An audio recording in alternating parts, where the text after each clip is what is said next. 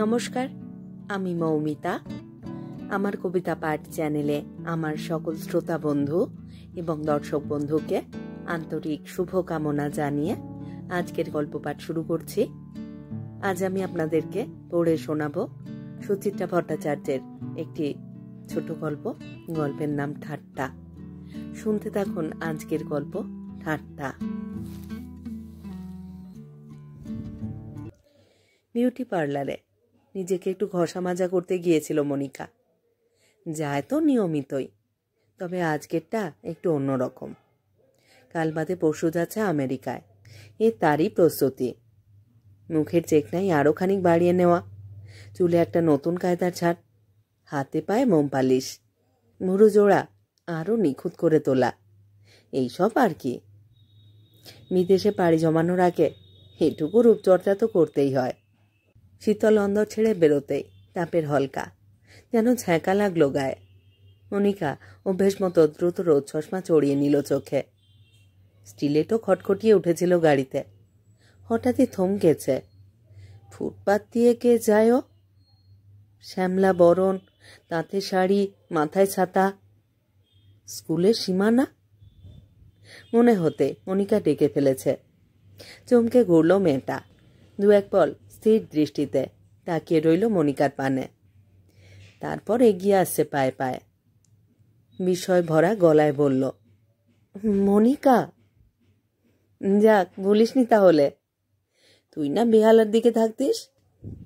এখনো থাকি। সেলিমপুরে আমার মাসির বাড়ি। মাসি খুব অসুস্থ, দেখতে এসেছিলাম। সীমা অল্প হাসল। তুই তুই এখন কোথায় আছিস? আমি তো এ পাড়ায় থাকি, যোধপুর পার্কে। বলতে বলতে মগজে স্মৃতির পলকা ঝাপটা। স্কুলের তপতিদির কথা মনে পড়ে গেল। অ্যানুয়াল পরীক্ষার মার্কশিট হাতে নিয়ে তর্জনী উঁচিয়ে মনিকাকে বলছেন, শুধু সাজগোজি শিখছ? মাথায় তো গোবর পোড়া। সীমাকে দেখে একটু শেখো। লেখাপড়ায় ওর মতো হবার চেষ্টা করো, না হলে অনেক দুঃখ আছে। সেই কথাগুলোর সঙ্গে আজকে সাদামাটা পোশাকের স্ত্রীহীন সীমাকে মিলিয়ে মনিকা যেন একটু মজাই পেল। গলায় বাড়তি আগ্রহ ফুটিয়ে বলল, আয় না, আমার বাড়িতে একবার ঘুরে যা। আজ নয় রে, অন্য কোনো দিন। আজই। কতদিন পর দেখা হলো বল, আমি ছাড়বই না। আমার দেরি হয়ে যাবে রে, বাড়িতে সবাই চিন্তা করবে। তুই ওটা কোনো ব্যাপার নাকি, মোবাইলে জানিয়ে দে।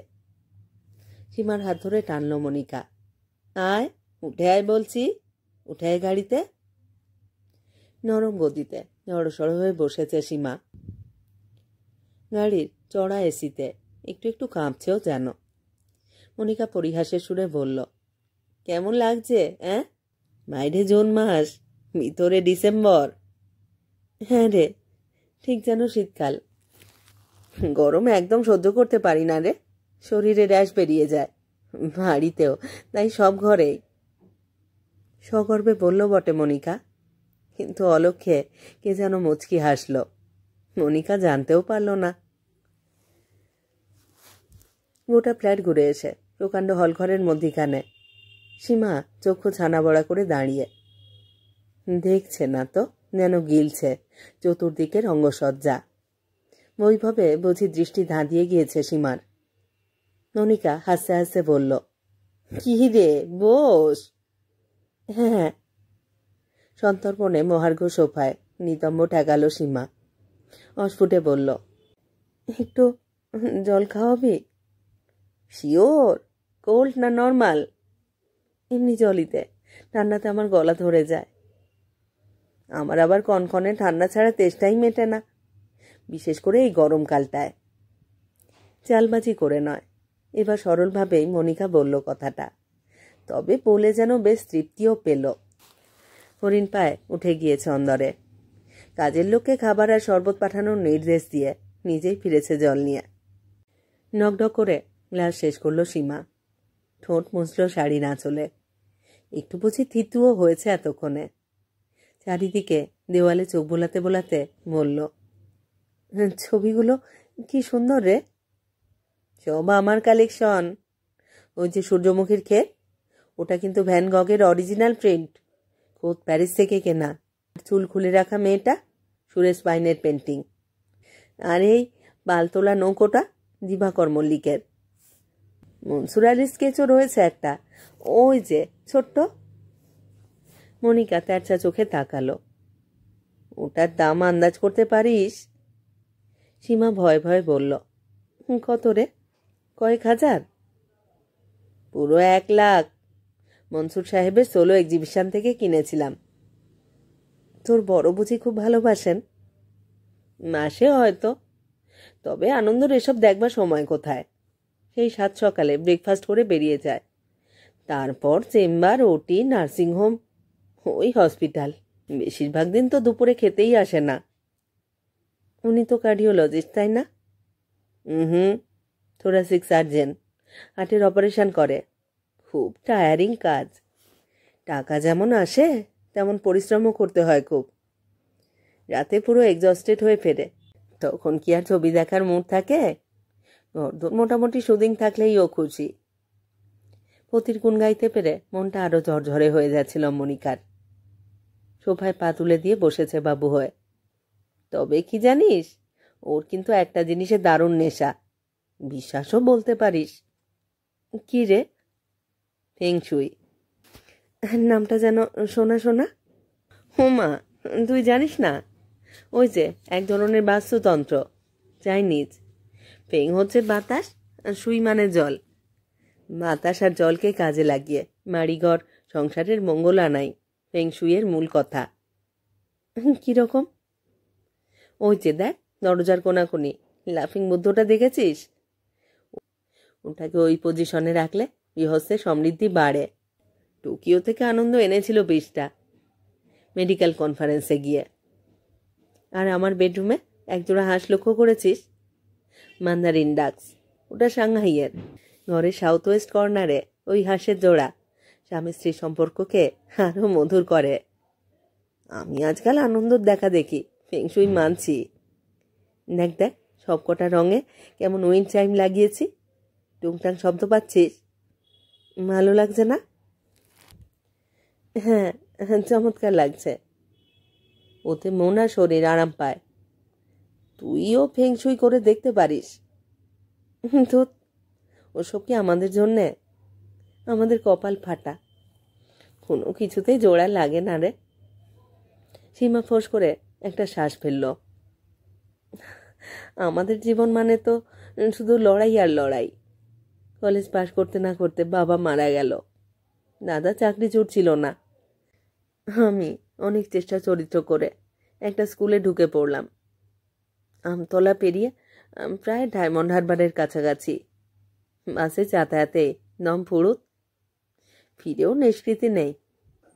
হয় টিউশনিতে ছোট, নয় ভাইপো ভাইজিকে পড়াতে বসো। ওর উপর আছে মা, তার শরীরটা তো ইদানিং ভালো যাচ্ছে না, প্রায় ডাক্তার বদ্দির কাছে ছুটতে হয়। ফেংশুইতে এর কোনটা সুসার হবে বলতো? সীমার মুখটা ভারী করুণ হয়ে গিয়েছিল। মনিকার মায়া জাগছিল।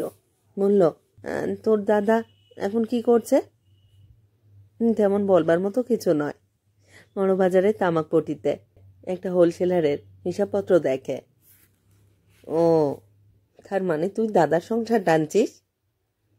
না, ঠিক তা নয়। দুজনে মিলিয়ে জুলিয়ে কোনো ক্রমে ফিটে সংস্থান হয়ে যাচ্ছে। বিয়েটাও তো করলি না। মা, করলাম না কি রে, বল হলো না। এতক্ষণ পরে বিচিত্র হাসিতে ভরে গিয়েছে সীমার ভাঙা মুখ। আমার মতো কেলে কুচিতকে কে পছন্দ করবে? মার দাদা কি কম চেষ্টা করেছে? যে পার্টি আসে বলে বাড়ি গিয়ে খবর দেব। লজ্জায় ঘেন্নায় বহুকাল ওই দুরাশা পরিত্যাগ করেছি। হাসছে সীমা, হেসেই চলেছে। হাসিটা যেন কান্নার চেয়েও শোকাবহ। হালকা একটা বিষণ্ণতা চাড়িয়ে যাচ্ছিল মনিকার ভিতরে। চিনচিন করছে বুকটা। যতখানি বিষাদ ঘনালে সুখ আরও গাঢ় হয়, ঠিক ততটাই দুঃখ হচ্ছিল মনিকার। সে আর সীমা দুজনেই ছিল সাধারণ মধ্যবিত্ত ঘরের মেয়ে। আর্থিক অবস্থা খুব একটা সাংঘাতিক খারাপ ছিল না কারোরই। লেখাপড়ায় তো অনেকটাই এগিয়ে ছিল সীমা, তবুও রূপে চড়ে সে আজ কোথায় পৌঁছে গিয়েছে। সীমা তলিয়ে গেছে কত নিচে। বেচারা সীমা। শরবত এসেছে, সঙ্গে বড় প্লেটে সদ্য ভাজা মাছের চপ, অমলেট, মিষ্টি। মনিকা হাতের ইশারা করল, নে নে খেয়ে নে। মা, এত কেন? আমি তো মাসির বাড়ি থেকে খেয়ে বেরোলাম। কিচ্ছু শুনবো না। আমার বাড়িতে প্রথম দিন এসেছিস, চপটা খেয়ে দেখ। ওটা আমার বরের খুব ফেভারিট, আমি নিজের হাতে করেছি। তুই রান্নাও করিস? না না, কুক আছে। শখ হলে এক আধ দিন ঢুকি কিচেনে, খুশি মতো দু একটা পদ বানাই। খেয়ে বল, বল না কেমন হয়েছে।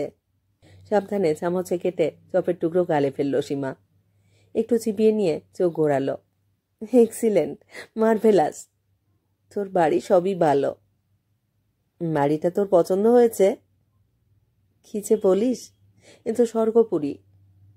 কতদিন হলো কিনেছিস? যদি গৃহপ্রবেশ থেকে ধরি, এই আশ্বিনে হবে 5 বছর। মনিকার গলা থেকে গর্ব ঠিকরে এলো। আমার চাপে পড়েই তো কিনলো আনন্দ।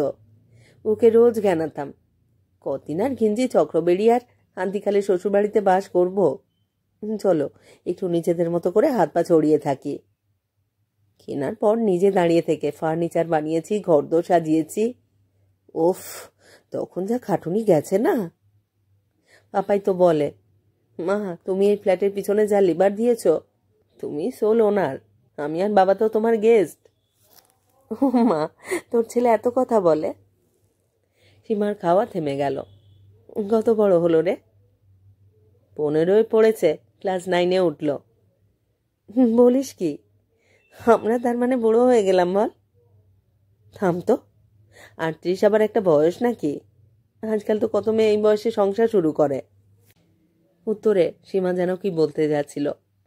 দরজায় টিংডং। মনিকা গলা ওঠালো, লতা, দেখ তো কে এলো। মালকিনের হুকুম শুনে কাজের মেয়েটি পড়িমড়ি ছুটেছে। পাল্লা খুলে বলল, সুরজিৎ বাবু এসেছেন। অমনি মনিকা ভেঙে পড়েছে হাসিতে।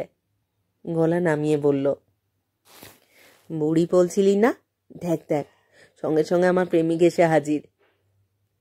সীমা তো প্রায় বিষম খাবার জোগাড়। মানে? আমার নীরব প্রেমিক নিউ আলিপুরে আমার বাপের বাড়ির পাড়ায় থাকে। আমার বিয়ে হয়ে যাওয়ায় খুব টাকা পেয়েছিল বেচারা। একবার আমাকে ধরেছিল পাড়ায়, বছর 3-4 আগে। বলেছিল, আমি যদি মাঝে মধ্যে তোমার বাড়িতে যাই তুমি আপত্তি করবে?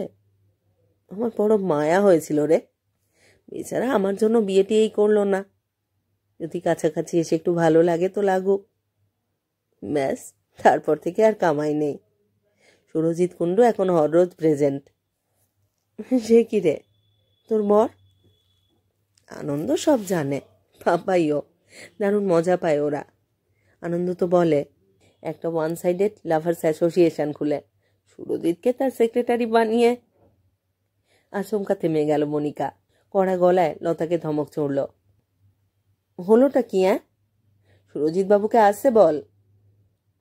লতা সরে দাঁড়াতে অন্ধরে প্রবেশ করেছে একটি লম্বা রোগা কুলখুজো মতো লোক। পরনে ঢোলা প্যান্ট, বুট শার্ট, কাঁধে জিন্সের ঝোলা ব্যাগ। ফ্যাসফ্যাসে গলায় সুরজিৎ বলল, আসবো? চকিতে মুখময় একটা ভারী কি ভাব ফুটিয়ে নিল মনিকা। ঢুকেই তো পড়েছ, আবার জিজ্ঞেস করবার কি আছে? সুরজিৎ বোকা বোকা হাসল। না, ভাবলাম তুমি ব্যস্ত আছো, গল্প করছো। তো কয়েকটা জরুরি কথা ছিল। বলো। পায়ে পায়ে সোফায় এসে বসলো সুরজিৎ। ঘাড় ঘুরিয়ে টপ করে একবার সীমাকে দেখে নিয়ে ব্যাগ ঘেটে ঘেটে একখানা কাগজ বের করে বলল, এই নাও তোমার ইন্স্যুরেন্সের রিসিট, প্রিমিয়াম জমা করে দিয়েছি। গুড। হাত বাড়িয়ে কাগজটা নিল মনিকা, সেন্টার টেবিলে রেখে বলল, কর্পোরেশনে গিয়েছিলে? হ্যাঁ, সামনের সপ্তাহে নতুন করে অ্যাসেসমেন্ট হবে তোমাদের ফ্ল্যাটের। আনন্দবাবুর ট্যাক্সটা বোধহয় কমে যাবে, কিন্তু আমরা তো কেউ নেক্সট উইক থেকে থাকছি না। ভেবো না, আমি ম্যানেজ করে দেব। তোমরা কবে যেন ফিরছ? তোমরা না, তুমি। আনন্দ তো এখন পাক্কা 2 বছর ওখানে থাকবে। আমি মাস 1.5 পরে ফিরে আসব। তাও তো বটে। সীমা যেন একটু অবাক গলায় বলল, তুই কোথাও যাচ্ছিস নাকি? ও মা, তোকে এখনো বলিনি না? কথায় কথায় একদম ভুলে গিয়েছি। আহ্লাদিত স্বরে মনিকা বলল, স্টেটসে যাচ্ছি রে, পরশুর ফ্লাইট। ওয়াহোর কাছে একটা ফেমাস মেডিকেল কলেজে ডাক পেয়েছে আনন্দ। পড়াবে প্লাস ডাক্তারিও করবে। 2 বছরের কন্ট্রাক্ট। তাই আমিও ভাবলাম আর একবার ঘুরে আসি ও দেশটায়। কলকাতাটা বড্ড একঘেয়ে হয়ে গেছে, একটা আউটিং তো দরকার। বাহ বাবা, তোর ছেলেও যাচ্ছে? হুম, বাপাই তো হোস্টেলে রে, ওখানেই থাকবে। ও। মনিকা আবার সুরজিতে ফিরেছে। ভুরু কুঁচকে বলল, কর্পোরেশনের ব্যাপারটা তুমি ঠিকঠাক হ্যান্ডেল করতে পারবে তো? দেখো, ফিরে এসে যেন আবার টেনশন করতে না হয়। বললাম তো, আমি আছি, তোমাকে কিছুটি ভাবতে হবে না। মনিকা প্রীত হলো। অপাঙ্গে দেখল সীমাকে। শুধু ধনসম্পদ নয়, যশস্বী স্বামী নয়, হুটহাট বিদেশ যাওয়ার ক্ষমতাও নয়, এমন একটি অনুগত প্রেমিকও আছে মনিকার। এটা দেখাতে পেরে আরো যেন গর্বিত মনে হচ্ছিল নিজেকে। মরালির মতো গ্রীবা বেঁকিয়ে বলল, তোমাদের এবার আলাপ করিয়ে দিই। এই যে, এই আমার স্কুলের বান্ধবী সীমা, লেখাপড়ায় দুর্দান্ত ছিল। আর সীমা, তোকে তো এর কথা বললাম, সুরজিৎ। সুরজিৎ কিন্তু হেলাফেলার লোক নয়, সরকারি অফিসার, প্রচুর পাওয়ার। সুরজিৎ যেন গলে গেল, গদগদ গলায় বলল, না না, তেমন কিছু নয়। ছিলাম বড়বাবু, এখন সেকশন অফিসার হয়েছি। বিনয় করো না, সেটাই বা কম কি? অকিঞ্চিতকর মানুষটাকে একটু উপরে তুলে দিতে চাইল মনিকা। এও তো এক ধরনের মজা, সুখ। সুরজিৎকে যে মনিকা একজন কেউ কেটা ভাবে, এই চিন্তা করেই হয়তো 3 রাত ঘুমোতে পারবে না সুরজিৎ। আর মনিকার মুখনিসৃত প্রশংসার কুচি পেয়ে সীমাও নিশ্চয়ই মনে মনে পুলকিত। তপতিথির সেই জ্ঞান মারাটা ঋণ হয়ে কাঁটার মতো জমেছিল। একটু বোধহয় উসুল হলো তার। সংসারের হাঁড়ি কাঠে জবাই হয়ে যাওয়া হতভাগা মেয়েটার এটাই হয়তো পরম প্রাপ্তি। পেটের ভিতরে একটা হাসি বুড়বুড়ি কাটছে। হাসিটাকে কণ্ঠায় আটকে রেখে মনিকা ভ্রুভঙ্গি করল সুরজিৎকে। তোমার এক কথায় আমার বাপের বাড়ির কাজের লোকটার রেশন কার্ড হয়ে যায়নি? সে তো আমি ফুড ডিপার্টমেন্টের চাকরি করি বলেই পেরেছি। সুরজিতের মুখ লাল। আমায় আর লজ্জা দিও না মনিকা, প্লিজ।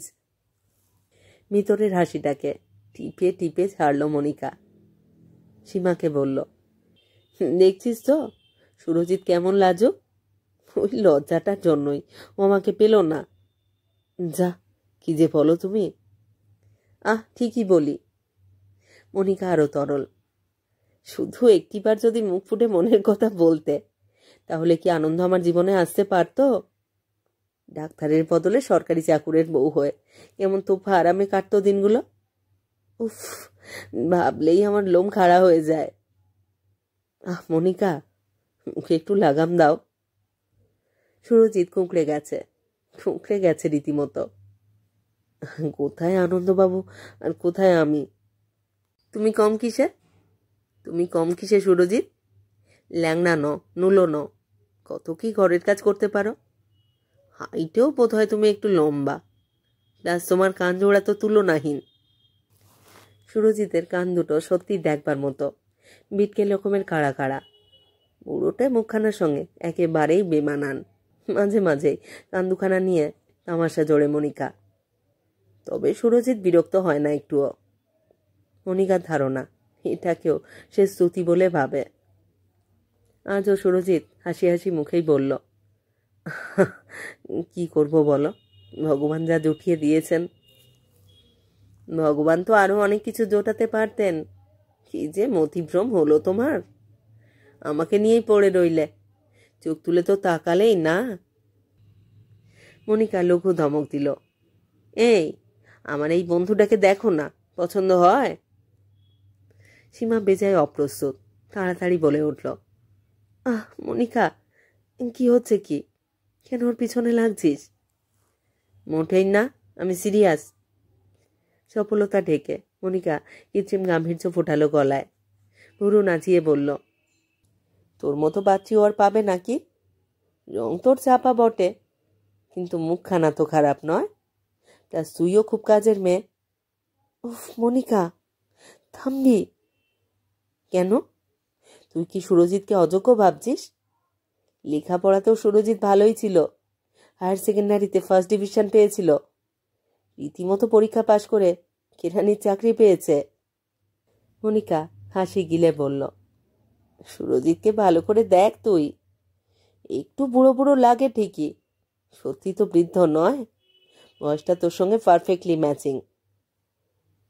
সীমা গোমরা হয়ে গেছে, আহত স্বরেই বলল, আমি আর চলি রে। মনিকা মিটি মিটি হাসছে, কেন রে, আমার প্রস্তাব মনে ধরল না?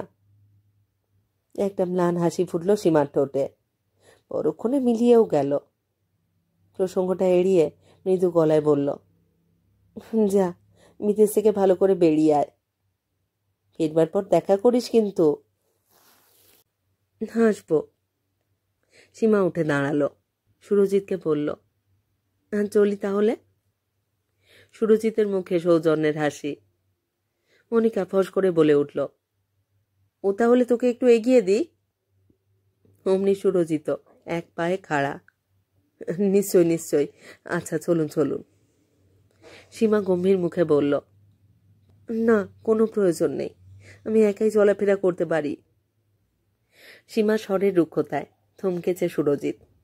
মনিকা প্রচণ্ড মজা পাচ্ছিল, ফের চোখ পাকিয়ে ধমক দিল সুরজিৎকে, দাঁড়িয়ে গেলে কেন? সঙ্গে যেতে বলছি না, একদম বাসে তুলে দিয়ে আসবে। মনিকাকে অমান্য করে সাধ্য আছে সুরজিতের?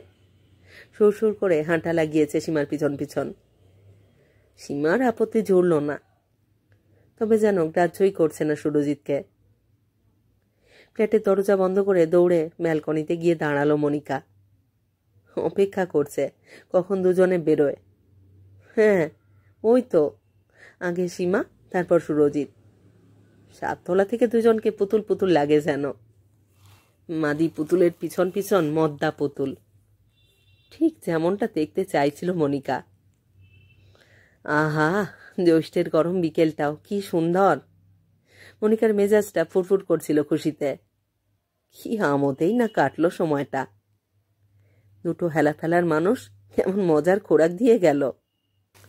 ছোট্ট হাসিতে ফেটে পড়তে ইচ্ছে করছে। অলক্ষ্যে কে যেন সত্যি তখন লুটিয়ে পড়ছিল হাসিতে, মনিকা জানতেও পারল না। সন্ধে 7:40 নাম্বার কথা ছিল ফ্লাইট। মনিকার বিমান যখন দমদমের রানওয়ে ছুঁল, ঘড়িতে তখন 8টা বেজে গেছে।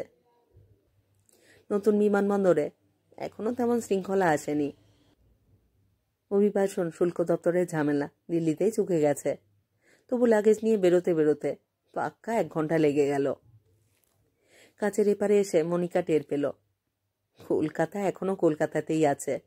ক্যালেন্ডারের হিসেবে এখন বাংলা শ্রাবণ মাস, তবু কি চিটপিটে গরম এবং সেই উৎকট কোলাহল।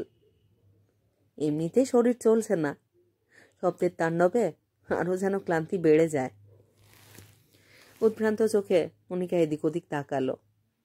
মোবাইল বের করে ড্রাইভারকে ডাকতে যাচ্ছে, অমনি উপাস থেকে চেনা স্বর, আমি এসে গেছি মনিকা। আহ, শান্তি। মনিকা স্বস্তির শ্বাস ফেলল। অবশ্য সুরজিৎকে যখন জানানো আছে, সে তো আসবেই, এ তো স্বতঃসিদ্ধ। মনিকা ঠোঁটে হাসি টেনে সাম্রাজ্ঞীর মতো বলল, কতক্ষণ? 7টা থেকে ওয়েট করছি। আদা গঙ্গার আমি রয়ে গেলে এত আগে কেউ আসে? ভাবলাম যদি লেট হয়ে যায়, যদি তুমি অসুবিধায় পড়ো। তোমার কাছে তো আমার কৃতজ্ঞতা শেষ নেই। ফের সেই ফালতু পুলি কপচাচ্ছ? বিনোদকে ডাকো, আমি আর দাঁড়াতে পারছি না। তোমাকে দেখেই আমি মিসড কল দিয়েছি, এক্ষুনি এসে যাবে। বলতে না বলতেই মনিকার দুধ সাদা পক্ষীরাজ এসে হাজির। বিনোদ ব্যস্ত সমস্ত হয়ে সুটকেস তুলছে ডিকিতে, সুরজিতের তত্ত্বাবধানে। গাড়ির নরম সিটে শরীর ছেড়ে দিল মনিকা। এসির হিমে জুড়িয়ে দিচ্ছে শ্রান্তি। ড্রাইভারের পাশে বসলো সুরজিৎ। গাড়িটা স্টার্ট দিতে ঘুরিয়েছে। হাসি হাসি মুখে বলল, তোমাকে কিন্তু খুব বিধ্বস্ত দেখাচ্ছে মনিকা। কি বোকা বোকা কথা। কাল থেকে 17-18 ঘন্টা আকাশে উড়েছে, সেই কিনা সদ্যপোটা জুঁই ফুলের মতো সতেজ থাকবে। চটে উঠতে গিয়েও সামলে নিল মনিকা। কলকাতায় পৌঁছেই দাসানুদাসটিকে দাবড়াতে ইচ্ছে করছে না। অল্প হেসে মনিকা বলল, খুব ধকল গেল তো, 3 বার প্লেন বদলাতে হয়েছে। প্লেনে ঘুমিয়ে নিতে পারতে। জবাব দিল না মনিকা। মেড়াটা কিচ্ছু বোঝে না, জেটল্যাগ কাকে বলে তাই জানে না হয়তো। সুরজিৎ আবার বলল, আনন্দবাবু কেমন আছেন? ওখানে কাজকর্ম চলছে ঠিকঠাক? কাজেই তো ডুবে আছে। তোমরা বেড়াওনি? মনিকা ঈষৎ উদাস। সময় নষ্ট করবার সময় কোথায় আনন্দর? ছোট্ট একটা শ্বাস গোপন করে মনিকা বলল, ও খুব একটা পেরে ওঠেনি, একা একাই বাড়ালাম। কোথায় কোথায় গেলে? সে অনেক জায়গা, নাম বলে বুঝবে। তবু শুনি। পুরো ওয়েস্ট কোস্টটাই কভার করলাম এক ট্রাভেল এজেন্সির সঙ্গে। San Francisco, California, Hollywood, Las Vegas, কিছু বাদ পড়েনি। একাই ঘুরলে সর্বত্র? ভালো লাগলো? না লাগবার কি আছে? গরম বাষ্পটা মুখে জমতে দিল না মনিকা। জোরে জোরে হেসে বলল, বেড়ানোর দলের সঙ্গে থেকেছি, ভালো ভালো হোটেলে উঠেছি, মৌজ মস্তি করেছি, আর কি চাই? তবে একটা কাণ্ড প্রায় ঘটিয়ে ফেলেছিলাম। কিরকম? গ্র্যান্ড ক্যানিয়নে গিয়ে একটু হলেই একটা অ্যাক্সিডেন্ট হয়ে যাচ্ছিল। পাহাড়ের কিনারে পা পিছলে গিয়েছিল, ভাগ্যিস খাদে পড়ে যায়নি। আমিও মনিকা একটা কাণ্ড ঘটিয়ে ফেলেছি, তোমাকে যে কিভাবে বলি। থাক, তোমার বোকামির গল্প না শুনলেও চলবে। কর্পোরেশনের ঝামেলাটা চোকাতে পারো নি তো? যাক, আমি এসে গেছি, এবারে বুঝে নেব। সিটে ঠেসান দিয়ে মনিকা সিধে হলো খানিকটা। বাইরের আলোকিত শহরটাকে ঝলকে দেখে নিয়ে বলল, ওখানকার মেট্রোপলিসগুলো যে কি অপরূপ, বিশেষত সান ফ্রান্সিসকো।